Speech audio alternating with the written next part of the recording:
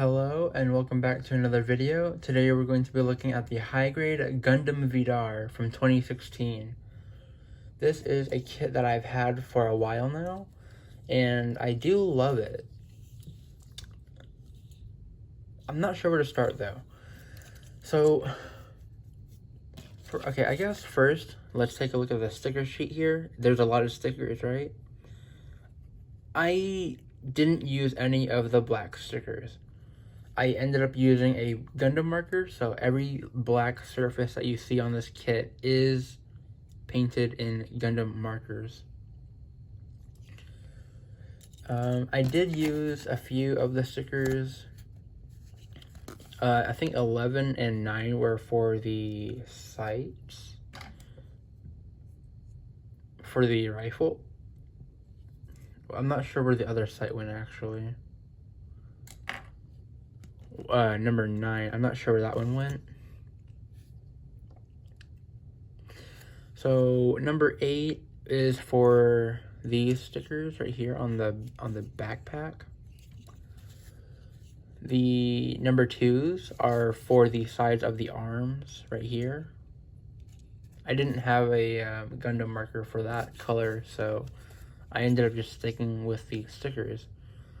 Number 6 is obviously the eyes, and number 1 is the rear sticker for the back here for, I think, what they said was the 3rd Ahab reactor, I believe. Correct me if I'm wrong. I don't really know much about the Vidar. I think I said that too quickly. But I don't know much about the Vidar, so... Man, this is actually a really cool Gundam. I'm not gonna lie. So if you don't know, I love Iron-Blooded Orphans. I love it a lot. I have quite a few kits that I would like to review, but I'm not sure how many of you guys actually do like Iron-Blooded Orphans. And I know that I know a good portion of the Gundam fan base is like kind of against Iron-Blooded Orphans. So I try not to really review it that much, but I wanted to get something out for you guys today. Anyways, yeah, so a lot of paint went into the details here, into the recessed areas. So I really recommend painting it. It really does this kit justice. Because without the black striping, it would just be plain blue, and you don't have stickers for that. So you would indeed have to paint that. But yeah, I think that's it for the appearance. A really cool design, to be honest. Really edgy. It's supposed to be mysterious. Very, very nice kit. So I guess we'll move on to the articulation now, because I just went over the appearance. One thing that I want to mention is the backpack here. These are on very weak ball joints. It's a ball joint and ball joint attachment here, but I wish that when you put these on, the cuff would go a little bit further in, because the way that it's designed, you can see the part of the ball joint right there, and that's not good. Because in my opinion, if the ball joint is exposed and you can see it with your eyes, that is a good sign that, well, it's a bad sign, but it's a sign I believe can tell you this is going to pop off a lot. Now, it has popped off easily when I was prepping it for the review, but yeah. So anyways, moving on with our articulation of the head here, we have a polycap neck here, ball joint at the bottom, ball joint up top. It can look up that far and it can look down that far. It can do the 360 spin. it has a swivel inside the chest where the AHAB reactors are, and it has a ball joint in the leading down to the waist. Inside of the torso sides, we have a polycap joint that goes upwards, a swivel up here on the shoulder armor, and the actual short shoulder joint, which of course, if you know, can fall out over time if you continuously mess with it. You do have a bit of rotation here as well for the, I guess, getting out of the way. So moving all the way up, that's as far as the arm can go. And, okay, see? Just like that. I think I'm going to take these off for now, because they will get annoying. So, you can do a 360 here. You have a 360 swivel right here. The frame joint right here is a bit different from your standard frame. Like the regular Barbatos, for example, it has a different style of that part right there, as well as a bunch of other kits that do have some minor modifications to the frame. And of course, you have your standard single point bend, which is very good though. It's a bit over 90, well, a good amount over 90 degrees. You have your ball joint wrist, of course. And that's pretty much it for the arms.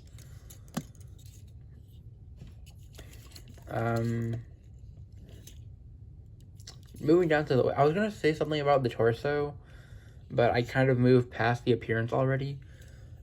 These right here, this side right here is all in white. It's part of this cockpit piece, I believe. And those are the stickers right there, but yeah, I just painted those. Again, really recommend painting this kit, to be honest. The stickers are not really good for Iron-Blooded Orphans kits, but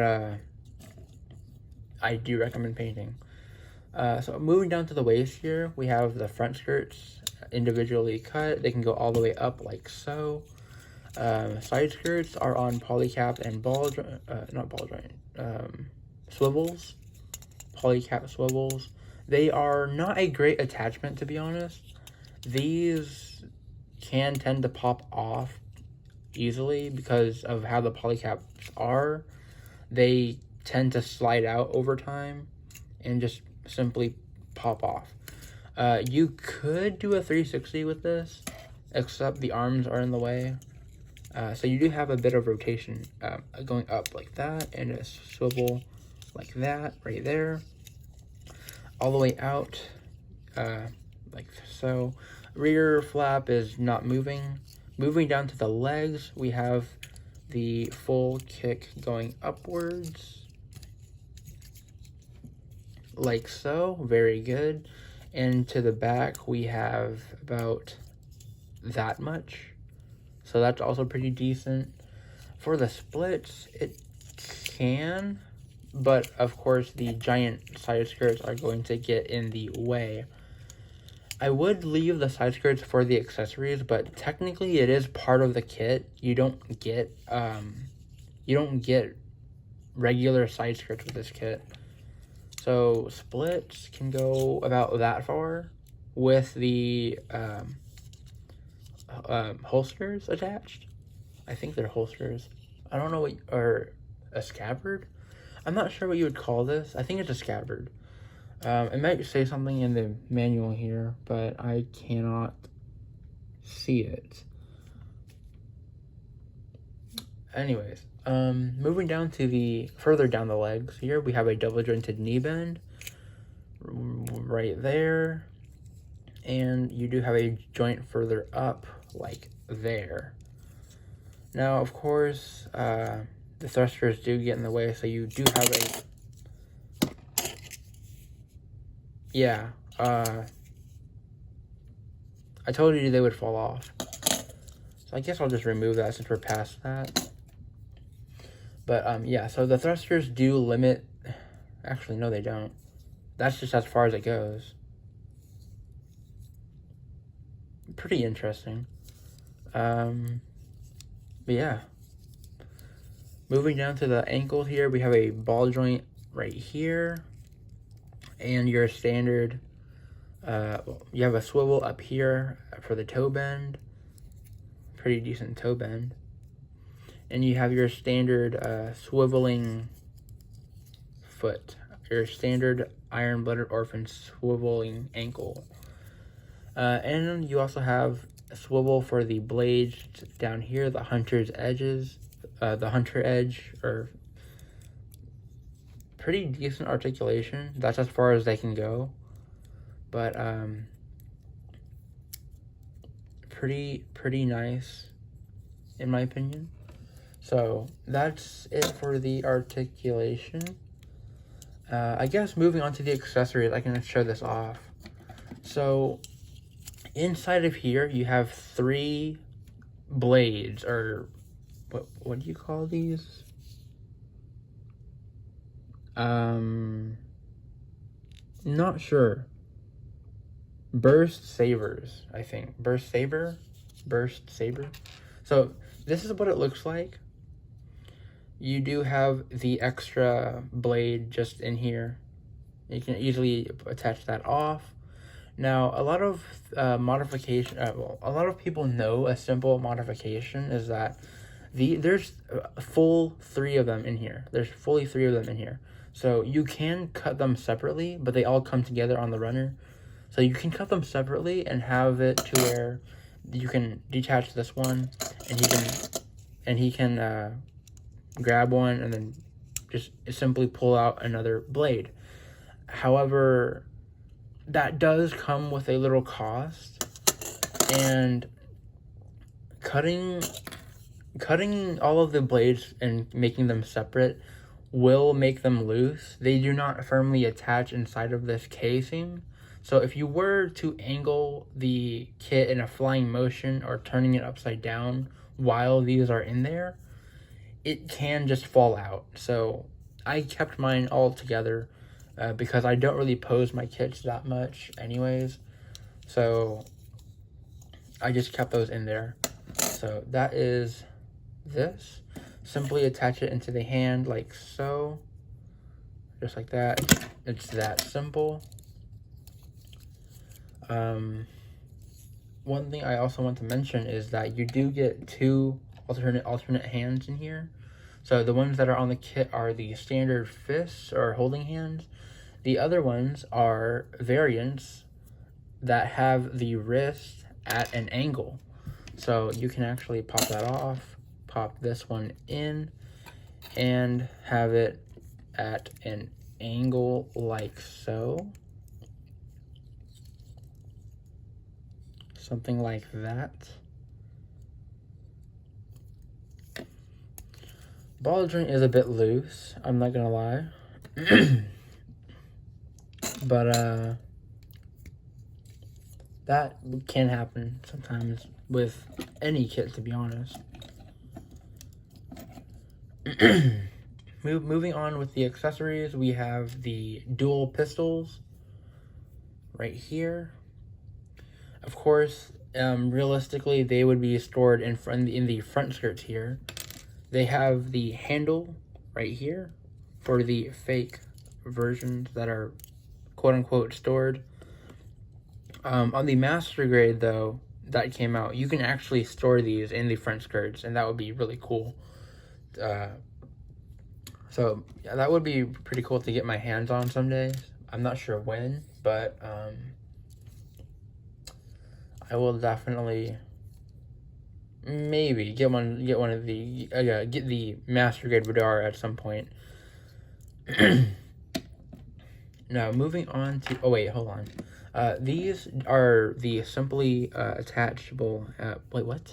These are the slick. I don't know what you would call these, but they just slide into the hands. No need for removing the hand apart. No need for taking off the hand. They just slide in simply like so. So it can dual wield pistols, which is very nice. A very cool thing that a Gundam can do. Now, I think the last accessory is the rifle here. So There is a pretty cool rifle in this kit. I really do think that this is a really nice designed rifle. So you have the sight up here. Of course, that's a sticker. This ammo bit does not come out. Pretty simple. Of course, some panel lining here and there. I'm not gonna lie, I don't mess around with painting or panel lining the weapons as much as I am with the actual kit itself. So this is one that I actually did do some touch-up work on. So, of course, it slides right into the hand like so, and it can hold it like that. Now, getting it all back together, because I do want to show off how you store this thing, so might as well also just put on everything back together.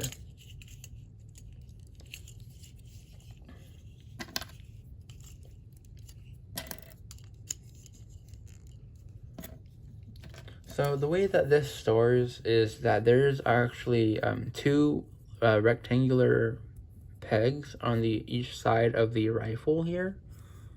On each side of the top and each side right there. They have 6 slots that you can store these in. Yes, 6. So there's 3 here and 3 on this one as well. Now how you would store this is simply slide it into one of the slots here. So you can have it straight, which is not really what I would prefer because it's falling apart on me. But you can store it up here, but I don't recommend doing that because it does get in the way of the shoulder, and I don't think it looks good when it sits up so high. So you can actually move it down to one of these slots, which is, well, there's this one too, but it faces the rifle at an angle going outwards. I don't know if that looks good. So my favorite positioning for this storage is this one right here, because it angles it out of the way and lowered to a certain extent, and I think it's just the better placing for it.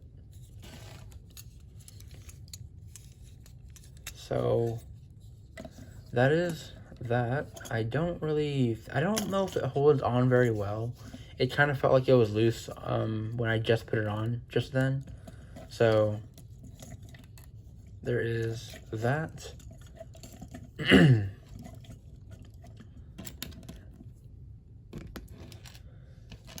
And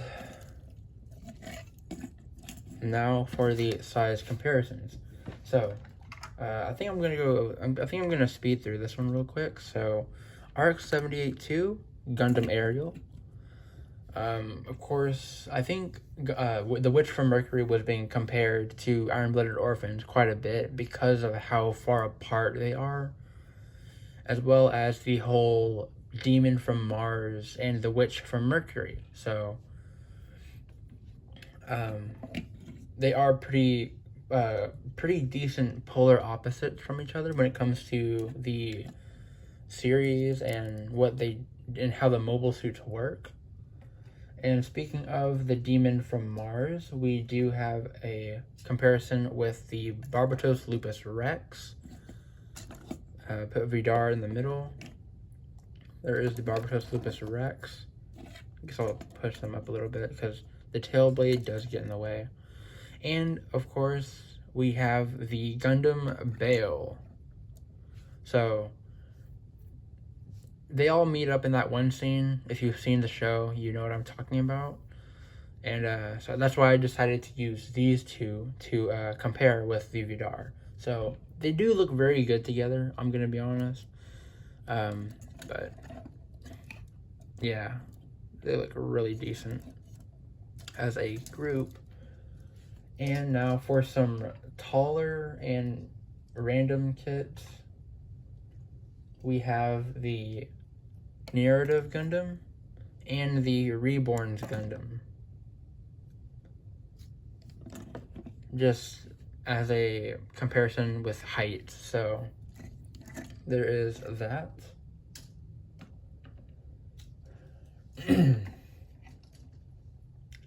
And I did not forget the stand this time, so here's the stand. As we get this into a pose real quick. So, do I recommend this kit? Absolutely. There are some parts that you might want to like fix up, such as color accuracy, and because there's a lot of stickers in this kit. And I don't know if you really, well, if you will love placing stickers, this will be the kit for you. But I know a lot of people don't like stickers, but that's also a good thing for those who actually like to paint their kits. So it would be a pretty decent painter's dream.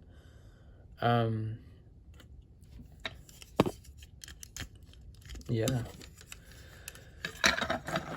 I think, of course, well, so issues out of the way first. The the polycaps on the waist here for the holding up the side skirts are not great. The side skirts will fall off if you mess with them too much. And the backpack here is, I think the backpack is honestly the worst part of this kit. I'm not gonna lie. The backpack sucks. Specifically because those ball joints are not really, well, I guess the ball joints are not really the problem here. The problem is the cuff that goes around the ball joint. It's not long enough, so the ball joint is exposed. And with that being exposed, a tilt at the wrong angle can easily refit, I guess. It can refit the binder and it'll just pop right off. And the third issue, I guess, quote unquote issue, it depends on how you think about it, is the stickers. Again, I would really recommend painting it. It's a lot better than the stickers because some of these stickers do not hold up very well on Iron Blooded Orphans kits. I think the Kimaris, I'm not sure which one that is. The Kimaris Vidar I know has bad stickers on the arms, as well as I think another one did as well. I'm not sure. I think it was the one before the Kimaris Trooper. But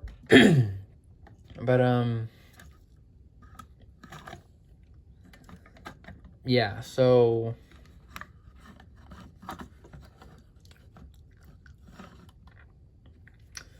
those are the only issues. I also don't really like the front skirts here that have the fake pistols. I think it would have been better. I think it would have been better if they probably removed it for a more accurate look. And I know that these are supposed to be like stored, the stored pistols, but it kind of looks weird when you have the kit displayed with the pistols in hand. It doesn't make sense. So I mean, I guess like what they could have done was give you an alternate side skirt with the kit so you can have two options. I think that would have been fine. But other than that, you can fix that up with some modification as well. So yeah. I also wanted to make this video. I over on my Discord, I mentioned that there might not have been a video today, but I am making this video because I remembered I do have plans this Saturday, so there won't be a video on Saturday. So yeah, I was just putting this one out. So yeah, so that's it for this video. If you did enjoy this video, leave a like and consider subscribing to help out the channel. It would be greatly appreciated. And I'll see you guys in the next one. Thank you.